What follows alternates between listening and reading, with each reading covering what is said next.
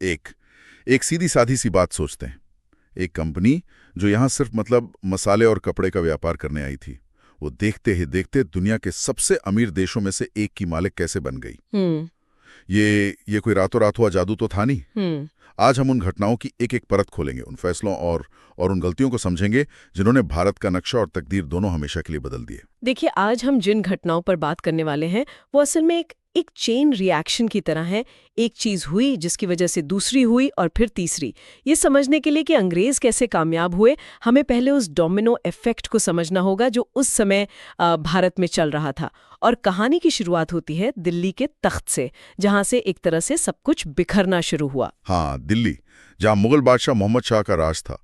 इतिहास ने उन्हें एक बड़ा दिलचस्प नाम दिया है, रंगीला, और कहते हैं जैसा नाम वैसा काम। 48 तक था, और ये वो दौर था जब मुगल सल्तनत की नींव पूरी तरह से हिल रही थी। रंगीला को शासन चलाने से ज्यादा दिलचस्पी शायरी, संगीत और अपने हरम में थी। तो जाहिर है, जब केंद्र में बैठा बादशाह इतना लापरवाह हो तो साम्राज्य का बिखरना तो तय है। तो इसका मतलब जो सूबेदार या गवर्नर अलग अलग इलाकों को संभाल रहे थे, उन्होंने देखा कि दिल्ली में तो कोई पूछने वाला ही नहीं है, तो चला अपनी मनमानी करते हैं। हाँ, पर यह समझना जरूरी है कि उन्होंने ये काम बड़ी चालाकी से किया।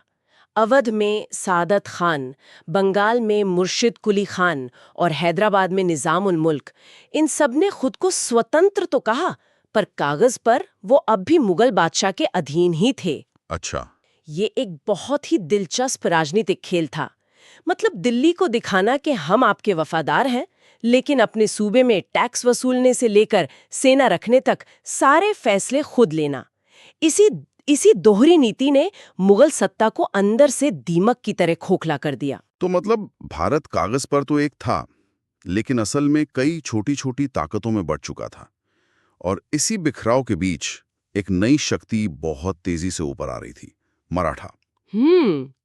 अंग्रेज भी ये देख रहे थे और जानते थे कि मुगल तो अब बस नाम के राजा हैं, असली चुनौती तो मराठा ही देंगे। उस दौर में मराठा एक सुनामी की तरह थे। वो अपनी छापामार युद्ध नीति यानी गुरिल्ला वॉरफेयर के लिए काफी मशहूर थे। उनकी रफ्तार इतनी तेज थी कि दुश्मन संभल ही नहीं पाता था, और लगने लगा था कि दिल्ली की गद्दी पर अगला झंडा शायद मराठों का ही लहराएगा। इसी से जुड़ा एक किस्सा है 1737 का, जो मराठों की ताकत और उनकी सोच दोनों को दिखाता है।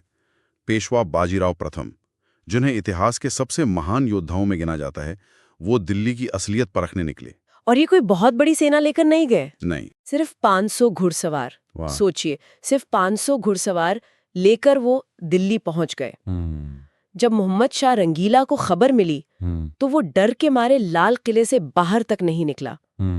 बाजीराव कुछ दिन दिल्ली के बाहर रुके, ये दिखाने के लिए कि दिल्ली का बादशाह कितना बेबस है, और फिर वापस लौट गए। एक मिनट, ये बात थोड़ी अजीब है। बाजीराव इतने बड़े योद्धा थे, उन्होंने दिल्ली को अपनी मुट्ठी में कर लिया था, फिर वो उसे छोड़कर वापस क्यों चले गए? क्या उन्हें किसी बात का डर था, या इसके पीछे कोई और गहरी राजनीति थी?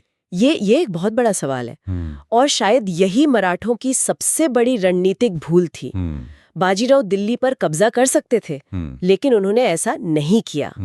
उनका मकसद शायद सिर्फ अपनी ताकत का प्रदर्शन करना था, ये दिखाना था कि असली बॉस कौन है। लेकिन इस प्रदर्शन ने अनजाने में भारत के दुश्मनों को एक तरह से एक खुला न्योता दे दिया। पूरी दुनिया में खबर फैल गई कि हिंदुस्तान का बादशाह इतना कमजोर है कि 500 लोग भी आकर उसे डरा सकते हैं, और उसकी हिफाजत करने वाला कोई नहीं है। और ये न्योता ईरान तक पहुंच गया? बिल्कुल। इस खबर को सुनकर ईरान का शासक नादिर शाह भारत पर हमला करने निकल पड़ा। नादिर शाह को ईरान का नेपोलियन भी कहा जाता है। ईरान का नेपोलियन क्यों? क्या वो भी कद में छोटा था? नहीं, मजाक से हटकर ऐसा इसलिए कहते हैं क्योंकि नेपोलियन की ही तरह वो भी एक साधारण सैनिक से उठकर अपनी सैन्य प्रतिभा और हिम्मत के दम पर पूरे साम्राज्य का शासक बन गया था। वो बेहद क्रूर और महत्वाकांक्षी था। तो 1737 में मराठों ने दिल्ली की कमजोरी दुनिया को दिखाई। हाँ, और ठीक 2 साल बाद 1739 में नादिर शाह दिल्ली के दरवाजे पर खड़ा था। बिल्कुल। और उसने दिल्ली में जो किया वो इतिहास के सबसे काले पन्नों में से एक है, भयानक कत्लेआम और लूटपाट। लेकिन वो यहाँ से 2 ऐसी चीजें ले गया जिनकी आज कोई कीमत ही नहीं लगाई जा सकती है। एक तो कोहिनूर हीरा, और दूसरी चीज थी शाहजहां का बनवाया हुआ मयूर सिंहासन, यानी तख्ते ताउस। ये कोई मामूली कुर्सी नहीं थी। ये सिंहासन 12.5 क्विंटल यानी 1250 किलो शुद्ध सोने और बेशकीमती जवाहरातों से बना था। 12.5 क्विंटल। आज के हिसाब से इसकी कीमत तो हजारों करोड़ों में होगी। यकीनन। मतलब ये सिर्फ एक सिंहासन नहीं था, ये तो किसी देश का पूरा खजाना था। इसे उठाकर ईरान तक ले जाना भी अपने आप में एक मिलिट्री ऑपरेशन रहा होगा। बेशक, इस एक लूट ने मुगल साम्राज्य की आर्थिक कमर हमेशा के लिए तोड़ दी और ये भी साबित कर दिया कि भारत की दौलत अब लावारिस पड़ी है, जिसे कोई भी आकर लूट सकता है।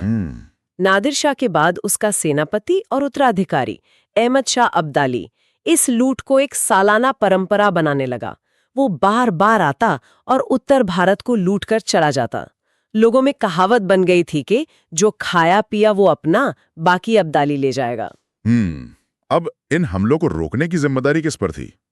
मुगल तो वो तो खत्म हो चुके थे। सही बात है। तो मैदान में सिर्फ एक ही ताकत बची थी, मराठा। अब अब्दाली और मराठों की टक्कर होनी ही थी। और वो टक्कर हुई 14 जनवरी 1761 को पानीपत के मैदान में। इतिहास की सबसे निर्णायक लड़ाइयों में से एक पानीपत की तीसरी लड़ाई। इस लड़ाई ने सिर्फ ये तय नहीं किया कि कौन जीतेगा, बल्कि ये भी तय किया कि भारत पर कौन राज नहीं करेगा। और इस लड़ाई में मराठे हार गए। हम अक्सर सुनते हैं कि इसकी वजह एक रणनीतिक गलती थी कि वो अपने घर से बहुत दूर लड़ रहे थे। लेकिन क्या बात सिर्फ इतनी सी थी?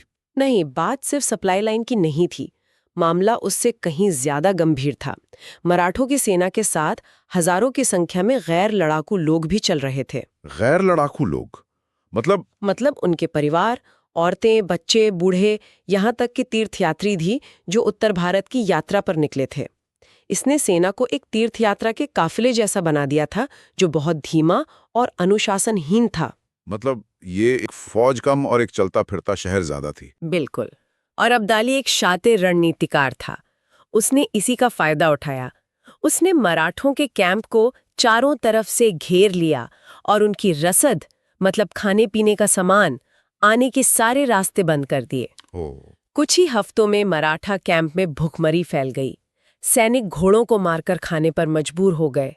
तो ये एक सैन्य गलती से ज्यादा एक मानवीय संकट बन गया था, जिसने उनकी हार पहले ही तय कर दी थी। अच्छा। जब भूखे और हताश सैनिक लड़ने उतरे तो वो अब्दाली की ताकतवर सेना का सामना नहीं कर पाए। ये जानकारी तो लड़ाई की पूरी तस्वीर ही बदल देती है। ये सिर्फ दो सेनाओं की जंग नहीं थी। नहीं, ये भूख और हताशा की भी जंग थी। तो पानीपत की हार ने मराठों को इतना कमजोर कर दिया कि वो फिर कभी उस ताकत से खड़े नहीं हो पाए। उन्हें बहुत गहरा झटका लगा। उनकी सबसे अच्छी पीढ़ी के योद्धा उस मैदान में मारे गए। वो कमजोर हो गए, टूटे नहीं, लेकिन उनका अखिल भारतीय शक्ति बनने का सपना वहीं दफन हो गया। तो अब तस्वीर साफ होती है। मुगल गए, मराठा कमजोर पड़ गए, मैदान तो अब खाली था। लेकिन सवाल यह है कि दक्षिण में बैठी एक व्यापारिक कंपनी जो अब तक सिर्फ मसालों और कपड़ों का सौदा कर रही थी, उसने इस खाली मैदान में क्या देखा? क्या उन्होंने इसे एक खतरे के तौर पर देखा या एक ऐसे मौके के तौर पर जो इतिहास में सिर्फ एक बार मिलता है? उन्होंने इसे एक सुनहरे मौके की तरह देखा, लेकिन वो जानते थे कि जल्दबाजी नहीं करनी है। यहाँ एक बहुत जरूरी सवाल उठता है कि जब उन्होंने उत्तर भारत की तरफ बढ़ने का फैसला किया तो उन्होंने सीधे दिल्ली या महाराष्ट्र पर हमला क्यों नहीं किया? उन्होंने बंगाल को ही क्यों चुना? हाँ, ये सोचने वाली बात है। दिल्ली सत्ता का प्रतीक थी और मराठे कमजोर थे, तो फिर बंगाल जैसा पूर्वी कोना ही क्यों? इसके पीछे अंग्रेजों की बहुत ठंडी कैलकुलेटिव सोच थी। पहला, महाराष्ट्र पर हमला करना अभी भी आग से खेलने जैसा था। मराठे पानीपत में हारे जरूर थे, लेकिन अपनी जमीन पर वो आज भी बहुत खतरनाक थे। सही है। दूसरा, दिल्ली पर कब्जा करने का मतलब था उत्तर पश्चिम से लगातार होने वाले अफगान हमलों का सिरदर्द अपने ऊपर लेना। अंग्रेज वहां बैठ के अब्दाली से लड़ना नहीं चाहते थे। तो बंगाल सबसे सुरक्षित और फायदेमंद दांव था। सबसे फायदेमंद। बंगाल उस समय भारत का सबसे अमीर और उपजाऊ सूबा था। यहां से उन्हें बेहिसाब दौलत मिलती, जिससे वो एक बड़ी सेना खड़ी कर सकते थे। साथ ही बंगाल समुद्र के किनारे था, जिससे उन्हें अपनी नौसेना की मदद से सप्लाई और सैन्य मदद पहुंचाना बहुत आसान था। ये एक ऐसा सुरक्षित लॉन्च पैड था जहां से वो पूरे भारत पर कब्जा करने की तैयारी कर सकते थे। तो अंग्रेज बंगाल पहुंच गए। वहां उनका सामना हुआ नवाब सिराजुद्दौला से, जो एक नौजवान और गर्म खून का शासक था। और यहां अंग्रेजों ने दिखाया कि वो सिर्फ व्यापारी नहीं बल्कि शातिर खिलाड़ी भी हैं। उन्होंने ताकत से ज्यादा धोखे का इस्तेमाल किया। इसकी जमीन तैयार की गई एक झूठी कहानी से, जिसे कहते हैं काल कोठरी की घटना या black hole tragedy. J.Z. Holwell नाम के एक अंग्रेज ने ये कहानी फैलाई कि नवाब ने 146 अंग्रेजों को, जिनमें महिलाएं और बच्चे भी थे, 146? हाँ, उन्हें कलकत्ता में एक 18 फीट लंबे और 14 फीट चौड़े कमरे में रात भर के लिए बंद कर दिया। और सुबह तक दम घुटने से 123 लोग मर गए। क्या इस कहानी में कोई सच्चाई थी? ज्यादातर इतिहासकार इसे एक प्रोपेगेंडा मानते हैं, जिसे बहुत बड़ा चढ़ाकर पेश किया गया था। इसका मकसद सिर्फ एक था, पूरी दुनिया में सिराजुद्दौला को एक जालिम और वहशी शासक साबित करना, ताकि उसके खिलाफ युद्ध को जायज ठहराया जा सके। और वो इसमें कामयाब रहे। बिल्कुल। इसी माहौल में 23 जून 1757 को प्लासी की लड़ाई हुई। ये नाम तो सबने सुना है, लेकिन ये शायद इतिहास की एकमात्र ऐसी लड़ाई है जो लड़ी ही नहीं गई। ये एक सौदा था, एक साजिश थी। आपने बिल्कुल सही कहा। रॉबर्ट क्लाइव, जो अंग्रेजी सेना को लीड कर रहा था, वो जानता था कि सिराजुद्दौला की 50,000 की सेना के सामने उसकी 3,000 की सेना कहीं नहीं टिकेगी। कहीं नहीं। तो उसने लड़ाई के मैदान से पहले ही नवाब के सबसे बड़े सेनापति मीर जाफर को बंगाल का नवाब बनाने का लालच देकर खरीद लिया। और मैदान में क्या हुआ? उस दिन बहुत तेज बारिश हुई। सिराजुद्दौला की सेना ने सोचा कि बारिश में तो लड़ाई होगी नहीं, और उन्होंने अपने बारूद को ठीक से नहीं ढका, जिससे वो गीला और बेकार हो गया। अच्छा। लेकिन अंग्रेजों ने अपने बारूद को तिरपाल से ढककर सुरक्षित रखा था। जब नवाब के सैनिकों ने हमला रोका तो मीर जाफर ने नवाब को सलाह दी कि आज के लिए लड़ाई रोक देनी चाहिए। जैसे ही नवाब ने अपनी सेना को पीछे हटने का आदेश दिया, क्लाइव ने अपने सूखे बारूद से तोपों से हमला कर दिया। नवाब की सेना में भगदड़ मच गई। और मीर जाफर की सेना, वो तो बस तमाशा देख रही थी। बिल्कुल, मीर जाफर की टुकड़ी ने लड़ाई में हिस्सा ही नहीं लिया। सिराजुद्दौला को अपनी जान बचाने के लिए भागना पड़ा, लेकिन रास्ते में मीर जाफर के बेटे मीरन ने उसे पकड़कर मार डाला। तो कुछ ही घंटों में बिना लड़े ही अंग्रेज भारत के सबसे अमीर सूबे के मालिक बन गए। और दिलचस्प बात यह है कि जब मीर जाफर को नवाब बनाया गया तो रॉबर्ट क्लाइव निजी तौर पर उसे क्लाइव्स का गधा, मतलब क्लाइव्स जैकेस कहकर बुलाता था। ये दिखाता है कि अंग्रेजों की नजर में उसकी हैसियत एक कठपुतली से ज्यादा कुछ नहीं थी। तो हमने देखा कि कैसे मुगल साम्राज्य की आंतरिक कमजोरी, मराठों की एक के बाद एक रणनीतिक गलतियां और बाहरी हमलों ने एक ऐसा शून्य, एक ऐसा वैक्यूम पैदा कर दिया जिसे भरने के लिए ईस्ट इंडिया कंपनी तैयार बैठी थी। अंग्रेजों ने किसी मजबूत एकजुट भारत पर कब्जा नहीं किया था। उन्होंने उस बिखरे हुए भारत पर कब्जा किया जो अपनी ही गलतियों और आपसी लड़ाइयों की वजह से कमजोर हो चुका था। उन्होंने बस उस शून्य को भरा जो भारतीय ताकतों ने खुद पैदा किया था। आज की इस पूरी चर्चा के बाद हम अपने श्रोताओं के लिए एक सवाल छोड़ जाते हैं।